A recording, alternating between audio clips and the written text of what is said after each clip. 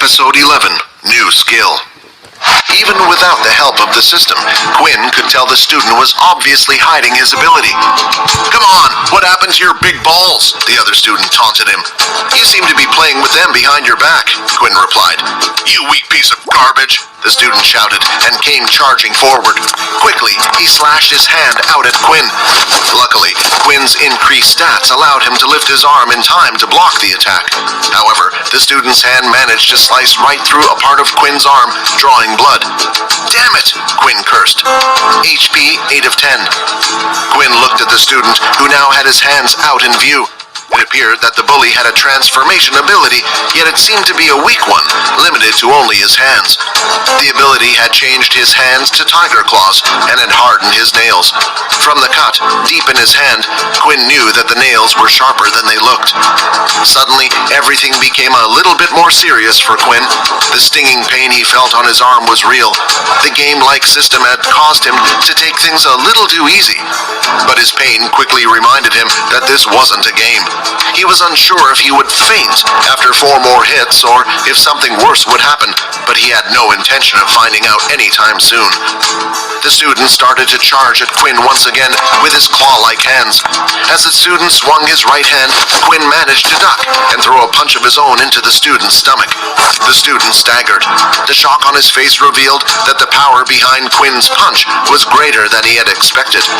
The student maneuvered his way around Quinn, moving quicker than he looked. His claws slashed at Quinn's unprotected back, injuring him once more. HP 6 of 10. "Shut up, I know!"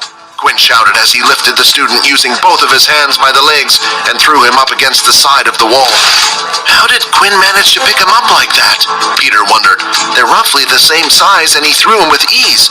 Does he really not have an ability, or did he hide it for some reason? Quinn didn't stop there though. It was important to teach this bully a lesson, otherwise they would just come back for more. Quinn needed to scare him from ever trying to mess with him again. He ran up to the student who was still lying on the floor and kicked him in the stomach with full force. The kick was so hard that it caused the student to cough up a little bit of blood from his mouth. First fight has been completed. 50 EXP received. 70 of 100 EXP. Is he dead? Peter asked, slightly worried. As if on cue, the student started coughing out some more blood.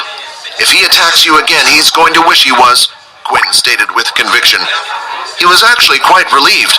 He had no idea how the academy might punish him for killing another student. Fortunately, his system had rewarded him the experience points without the need to kill the other student. Then, suddenly another message appeared before his eyes. Additional quest reward, skill unlocked, level 1 inspect. Excitement started to fill Quinn's mind as he had finally received his first skill. Quinn was hoping that maybe this would help him figure out what type of ability he had received, but the name of it didn't sound too promising. Inspect? So maybe it can tell me the weaknesses of my opponents? Quinn assumed. Quinn then decided to test his new skill and looked at Peter, who was standing next to him. Unfortunately, Quinn had no idea how to use his skill, but the moment he started thinking about the skill, it had activated on its own, and a screen appeared right next to Peter. Name, Peter Chuck. Race, human. Ability, none. HP, 3 of 5. Blood type, A+. Quinn was shocked, but he was also pleased. The skill seemed to work just by thinking about it. He read through the information that had been given to him, unhappy with the blanked-out sections. He assumed it was due to the skill only being at level 1, but still, the information it did give him was quite handy. It told Quinn what type of ability someone else had, which would be very useful in a fight. The same was true for how much health another party had. However, there was one bit of information that Quinn found very strange, and that was the blood type. It was weird for the system to give him information about such a specific thing, and Quinn also wondered how on earth this would ever help him in the future. Quinn then went up to the student who continued to lie on the floor, groaning in pain, and used his new skill on him as well. Name, Kyle Main. Race, human. Ability, transformation. HP, 1 of 8. Blood type, B negative. Quinn, I think we better go. Go before someone comes along, Peter told his friend. Quinn ignored him for the time being. He wanted to find out as much as he could, and who knew when he would get the opportunity otherwise. Checking the status of Kyle allowed Quinn to learn a few new things. The information he was given about the ability of the target was not very specific. There were hundreds of different transformation abilities. The other thing was the HP. It looked like for his victory, he only needed to bring down the student's HP to 1, but Quinn still didn't know if 0 equaled death or not. It could also just mean the person had been knocked out.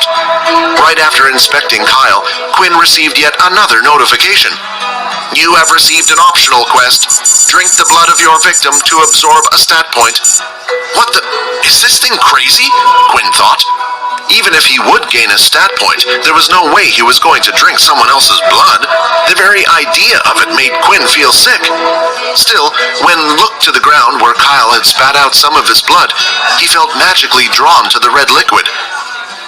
Maybe a little bit wouldn't hurt. No, I shouldn't do it. You're going crazy, Quinn. Stop it. Quinn, Peter called again, only this time he shouted at his friend. Yeah, you're right. The two of them continued to walk down the hallway, but while doing so, Peter noticed that Quinn kept turning his head to look at Kyle on the floor. He must be worried about him. Although he is a mean fighter, seems like Quinn's a nice guy after all, Peter thought as he smiled. If only he knew that Quinn was actually still debating whether to go back and try a bit of the blood after all.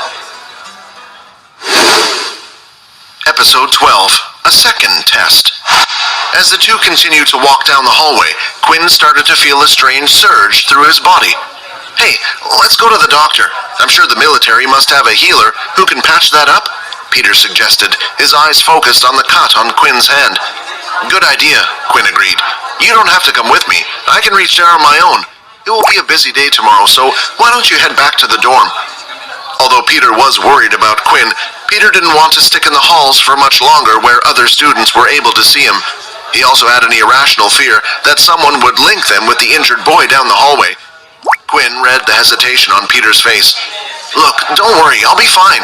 I appreciate you looking out for me, Quinn encouraged. It was a strange thing to say, given that he was the one that had gotten injured while saving Peter. He could see the puzzlement on Peter's face, so he gave him an encouraging push towards their room. With that, Peter quickly rushed off and headed back to the dorms, making sure to cover up his wristwatch most of the time as well. He didn't want to stumble into another bully. Quinn, on the other hand, immediately rushed to the nearest boys' toilet just down the hall. When he entered the toilet, his eyes went to his arm, where Kyle's claws had left an ugly cut. Quinn examined his hand closely. Something strange was happening. He could literally watch his arm healing in real time. Though it looked slow, in reality, it was incredibly fast. For someone to be able to actually witness his skin scabbing over and healing was an amazing sight. Quinn had actually felt something strange happening to his body when he was talking to Peter. It was the reason why he had insisted on Peter leaving him alone. If Peter had watched his wound heal, Peter would know for sure that he had an ability, if he did not already suspect that. Quinn waited a few minutes and opened up his status screen. It was as he thought, his HP slowly regained as well. HP 8 of 10. Eventually, the wound on his arm and back had healed completely and only the rips on his shirt were left. HP 10 of 10. Your HP has recovered. Your hunger has grown. Does this mean the system uses food to heal my wounds? I guess it makes sense. The energy has to come from somewhere. Quinn thought as he felt himself getting hungry. It was as if he had just missed breakfast or something. When Quinn had the chance, he would get a quick bite to eat. Before Quinn headed back to the dorms, there was one more thing he wanted to do. He wanted to get back to the training room that they had been shown while touring the school. It was getting late, and the students had an early start in the morning, so most of the students had already returned to their dorms. This meant it was the perfect chance for Quinn to head to the training room without anyone seeing him. He finally reached the training room in the academy, a large oval dome-like building with a huge empty space in the middle. At the edges of the room were rows and rows of technological equipment. There were giant mech robots shooting targets and things Quinn had no idea what they even did. Still, he hadn't come for those. No, the one thing he was interested in was the power level testing equipment. Inside the training center, Quinn had also spotted the same machinery that had been used at the testing field. When Quinn entered, the room was unsurprisingly empty. Slowly, he made his way over to the testing equipment while walking past all the other sorts of machinery, and finally he stopped just in front of the drum-like level testing machine. It was the same type of model as the one they had used out in the fields to test their strength. Unbeknownst to Quinn, Laila had also snuck to the training room before Quinn had entered. She had come to test out her bow and arrow skills. She always practiced at night when she was nervous, and she couldn't help but worry about tomorrow. When she heard the doors to the training room opening, she immediately hid behind one of the giant robots. Suddenly, she saw the student walk over in her direction. Then she noticed something. "Isn't that the boy I took the test with? If I remember correctly, he had no ability."